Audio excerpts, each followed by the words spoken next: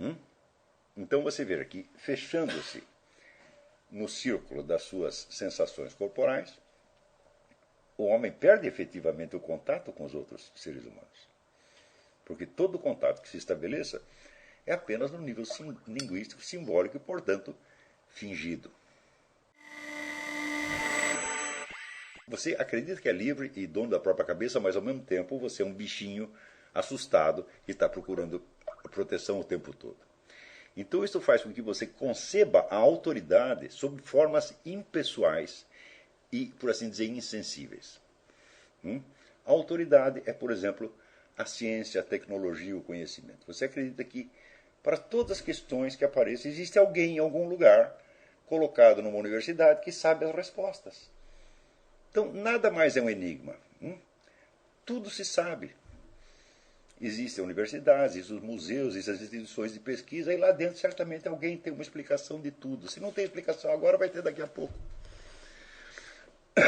Então,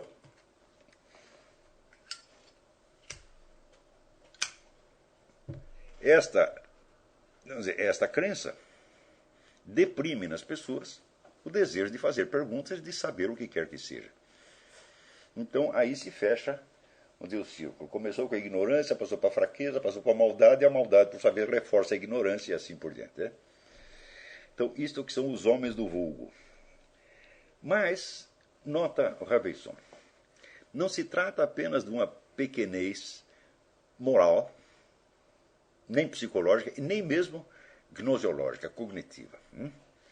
É uma pequenez que se traduz em concepções globais do mundo, feitas à imagem e semelhança dessa mesma pequenez. Ou seja, há uma filosofia pequena. Né? E esta filosofia se baseia, como ela se baseia? Naquilo que parece aos indivíduos ser o seu interesse ou a sua necessidade mais imediata, que são as necessidades sensíveis. Então, a realidade do indivíduo, a seus próprios olhos, está limitada à sua corporalidade. Ora, a corporalidade não é comunicável. Eu não posso fazer com que um outro corpo sinta o que eu estou sentindo. Aquilo que acontece ao meu corpo acontece somente a mim. Tanto as sensações prazerosas como as dolorosas não são comunicáveis, exceto através da linguagem. Então, isso quer dizer que daí por diante, cada individualidade está rigorosamente encerrada no seu corpo. Não há comunicação, exceto simbólica e indireta. Por exemplo, se eu estou sentindo dor e eu grito, uma pessoa interpreta o meu grito como sinal de que talvez eu esteja sentindo alguma dor. Veja que o próprio René Descartes olhava pela janela e via as pessoas andando na rua e ele disse que tinha alguma dificuldade de conceber que aquelas máquinas que se moviam tinham alguma alma. E note bem que Descartes não era materialista, mas estava raciocinando como se fosse. Então, se a sensorialidade e o corpo são colocados, vamos dizer, como a realidade primordial, então a separação entre os seres humanos é absoluta e eterna. E a comunicação simbólica através da linguagem não é a verdadeira comunicação. Não há comparticipação em coisíssima nenhuma. A comparticipação é necessariamente ilusória. Então você vê aqui, fechando-se no círculo das suas sensações corporais, o homem perde efetivamente o contato com os outros seres humanos. Porque todo contato que se estabeleça é apenas no nível linguístico, simbólico e, portanto, fingido. Não há comparticipação, não há compaixão possível. Não havendo compaixão possível, é natural que essas criaturas se tornem ainda mais amedrontadas, porque é uma sensação de isolamento total e absoluto. Havendo a sensação de isolamento total e absoluto, significa que cada ente corporalmente definido, ele é uma realidade em si mesma. Essa realidade, vamos dizer, não se comunica a outros. E, de certo modo, cada indivíduo se considera, por assim dizer, um todo fechado. No momento em que ele se considera um todo fechado, surge uma coisa que assumirá mais tarde áreas de um problema filosófico. Como eu posso acreditar na existência do mundo exterior? Esse problema só surge, historicamente, depois de muitos milênios. Ou seja, foi necessário que o número de pessoas, vamos dizer, imbuídas dessa concepção corporalista da realidade se multiplicasse muito, para que chegasse ao ponto em que elas acreditam que elas são reais, mas talvez o mundo não seja. É claro que aí nós estamos em plena psicose. Né? Quer dizer, que um indivíduo que sabe que corporalmente ele proveio de outro corpo. Ele não é eterno, ele teve um começo. Ele, antes dele ter a sua independência de movimentos, ele existiu dentro de um outro corpo. Ele teve que ser gerado por um terceiro e assim por diante.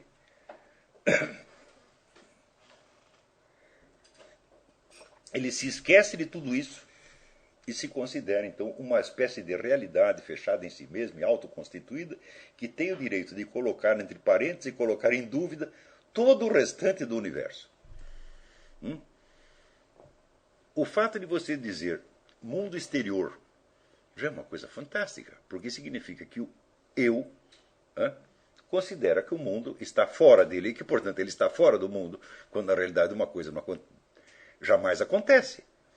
Eu não posso colocar em dúvida um mundo que não me está presente psicologicamente. Se eu nada sei do mundo, nunca recebi notícia do mundo, e, portanto, o mundo não existe entre os meus dados de consciência, eu não posso questioná-lo.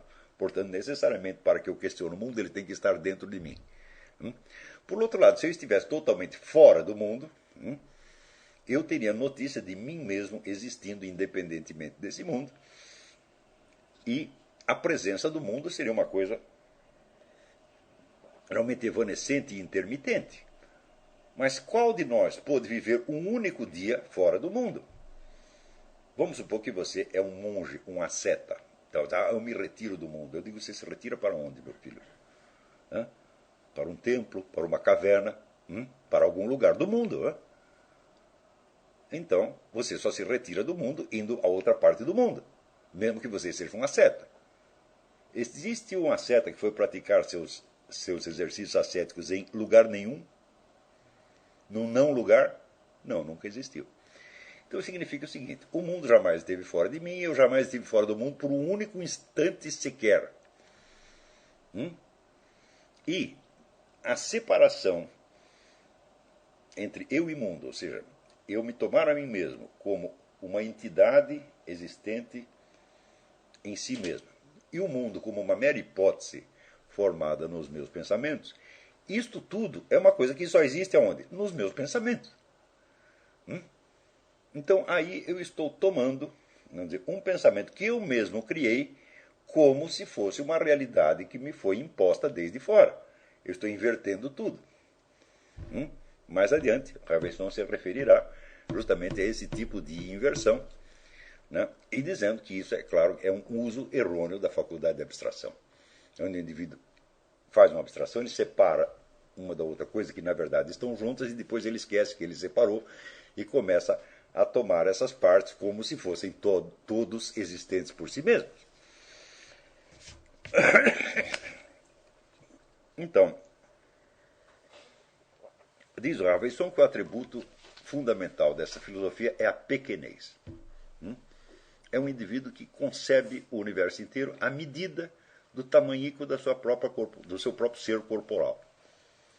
E é claro que essa pessoa que pensa assim, e hoje é a maioria, está completamente fora da realidade. Estando fora da realidade, não pode, evidentemente, agir. só pode entrar em sequências de ações que foram concebidas por outros e que são dirigidas por outros. Quando você entra no emprego, é exatamente isso que você faz. Você não vai entrar lá para você conceber a sua empresa toda de novo. Não, a empresa já existe, tem os regulamentos, tem os objetivos, tem, vamos dizer, as sequências de ações já planificadas anteriormente. Você vai entrar ali e se encaixar. Então você não está propriamente agindo, você é um instrumento de uma ação que o transcende, uma ação que vem de fora. Então, e curiosamente, é isso que se chama hoje uma pessoa normal. Uma pessoa normal é uma pessoa que nunca fez nada por sua própria iniciativa. Uma pessoa que se deixou agir desde fora ao longo de toda a sua vida, em troca de uma proteção que é totalmente imaginária, sobretudo porque nenhuma proteção vai livrá-lo da morte no fim das contas. Certo? Então, você vê que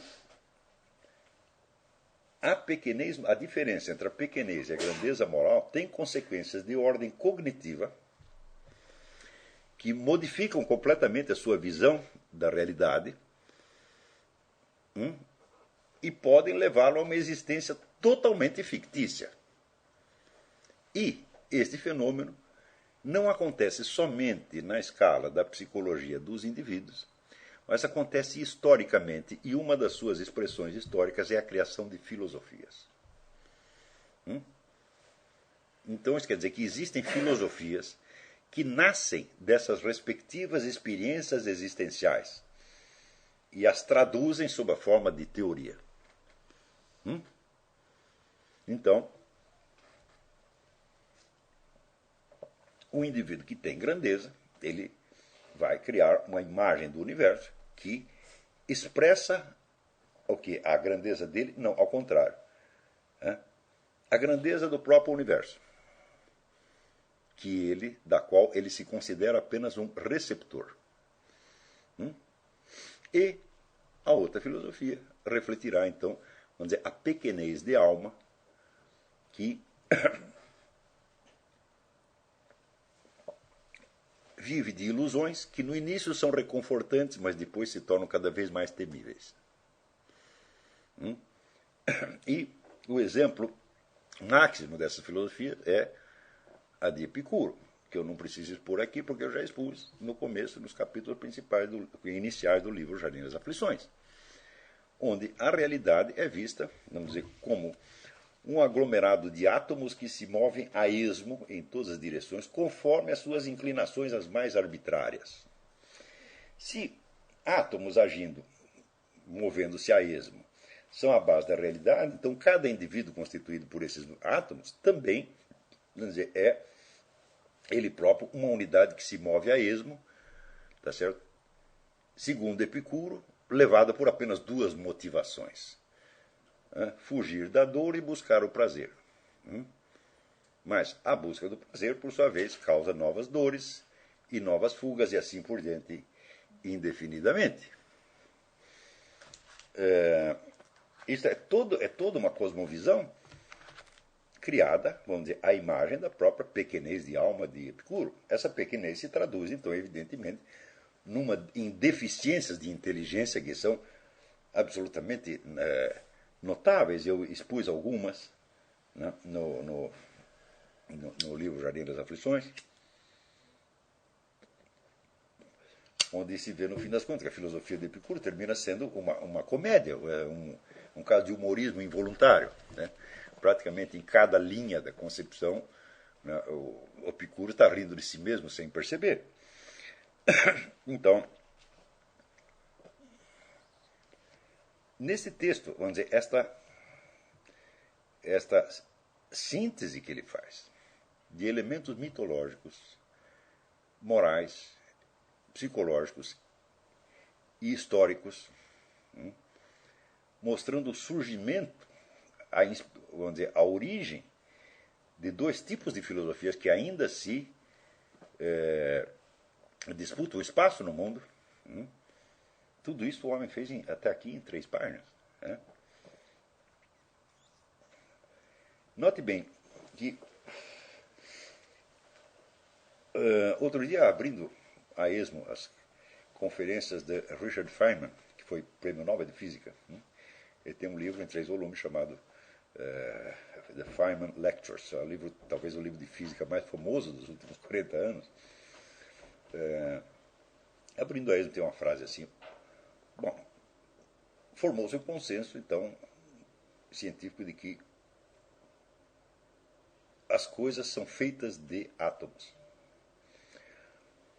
Eu digo, tá bom, só que quer dizer...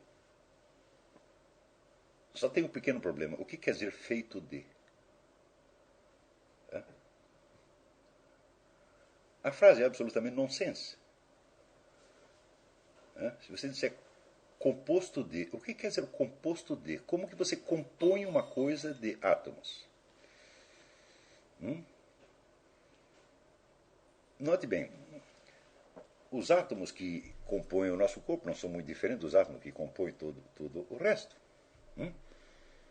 Então, se somos realmente feitos de átomos, temos todas as mesmas propriedades físico-químicas e não nos distinguimos uns dos outros pelo que quer que seja. Na verdade, nós só distinguimos por quê? Porque nós temos uma forma diferente. Ou seja, aquela suposta matéria que nos compõe, que são átomos e partículas subatômicas, não estão montadas da mesma maneira numa pedra, numa tartaruga, numa lagartixa e na pessoa do professor Richard Feynman. Senão não conseguiria distinguir o professor de uma lagartixa. Porque os átomos não se distinguem muito. Então, dizer que as coisas são feitas de átomos é não dizer absolutamente nada, nada, nada, nada, nada, nada. É essa frase mais vazia que existe. É a mesma coisa que você dissesse, olha, que a lua é feita de queijo. Eu digo, e o queijo é feito do quê? Não é isso? Da lua? Então, a pergunta pela matéria, pela substância material que compõe o universo, é uma das primeiras perguntas filosóficas que surgiram. E logo, logo a filosofia grega percebeu que esta pergunta não é suficiente, que esta pergunta isolada não quer dizer absolutamente nada. Porque se você perguntar do que é feita esta mesa, você dirá de madeira. Daí você olha uma árvore lá fora e diz, do que é feita a árvore? De madeira também. Qual é a diferença? A simples matéria não basta para você distinguir não só uma árvore de uma mesa, mas uma lagartixa do professor Richard Feynman. Então nós temos a introdução de um outro elemento que é a forma. A forma determina a diferença entre os seres. E isso é o que Aristóteles chamava, vamos dizer, a causa formal. A causa formal é o que uma coisa é. Se você não sabe o que uma coisa é, a pergunta sobre qual a matéria do qual ela se forma não faz sentido. Porque a palavra formar-se já introduz a noção de forma. Ou composto introduz a noção de composição. Ser feito introduz a noção do fazer. E é aí que está a diferença e não na matéria. Então, a própria estrutura da frase mostra a sua radical insuficiência e a sua falta de sentido, no fim das contas. Então, eu digo, olha, com tantos anos de evolução científica, nós ainda temos este problema de que o máximo que a física pode nos dizer é que as coisas são feitas de, ou compostas de, ou formadas de átomos e partículas subatômicas. E em tudo isso aí, nada me explica a diferença entre uma lagartixa, uma catedral, uma composição musical ou um ser humano. Ou seja, isso aí não explica absolutamente nada. E as pessoas que se voltam para a física esperando que ela nos dê uma resposta sobre o segredo do cosmos, nossa, simplesmente não sabem o que estão fazendo. A ciência física ela se destina a nos dizer de que as coisas são feitas, não o que elas são. E o de que unifica num mesmo conceito a mesa e a árvore. E a madeira que você joga no fogo para queimar. E, fisicamente, tudo isso é a mesma coisa. A física só poderia nos dizer algo se você criasse uma superfísica que nos explicasse a diferença entre as formas das coisas. Essa ciência não existe ainda. Talvez ela exista em 4.000, 5.000, 10.000 anos. É claro que qualquer forma que você observe, simples ou complexa, ela pode, em última análise, ser expressa mediante uma equação matemática. Há uma fórmula equivalente à forma de cada ente. Podemos saber essa fórmula? Não. Porque o número de fórmulas é infinito. Por exemplo, as diferenças individuais. Aqui temos uma pedra, aqui tem outra pedra. Até um certo ponto, outra pedra do mesmo tipo. Você tem 2 pedaços ali de granito, vamos supor. Né? Até um certo ponto, a fórmula deles é igual. No que se refere ao quê? A matéria que as compõe. Mas elas têm formas diferentes e estão em lugares diferentes do espaço e não se interpenetram. Portanto, há também uma fórmula de cada uma, fórmula individual de cada uma. Somente a ciência que fosse capaz de encontrar as fórmulas de todos os entes individuais poderia nos dar uma explicação física do universo. Esta ciência não existe. E digo eu, jamais existirá. Pitágoras e Platão a concebiam idealmente, né? Ao acreditar que existem as formas que criam todos os seres, tá certo? E que essas fórmulas se expressam matematicamente. Mas note bem, para chegar nisso, o que fazia Platão? Ele desviava os olhos dos seres individuais e buscava as fórmulas das espécies. Ora, as fórmulas das espécies só explicam aqueles elementos formais que são comuns a muitos entes, mas não explica a sua diferença individual. Então, é a isto que se referirá mais tarde Raveisson, quando ele disser que os materialistas antigos, pelo menos Demócrito, Epicuro, etc., etc., nem sequer chegavam a fazer abstrações de tipo superior. Mas quando chegavam, como era o caso dos platônicos, se contentavam com abstrações genéricas que podiam até refletir algo do funcionamento dos objetos, mas às quais faltava o quê? A realidade. Não coincidiam com o mundo da experiência, exceto de maneira muito esquemática e genérica.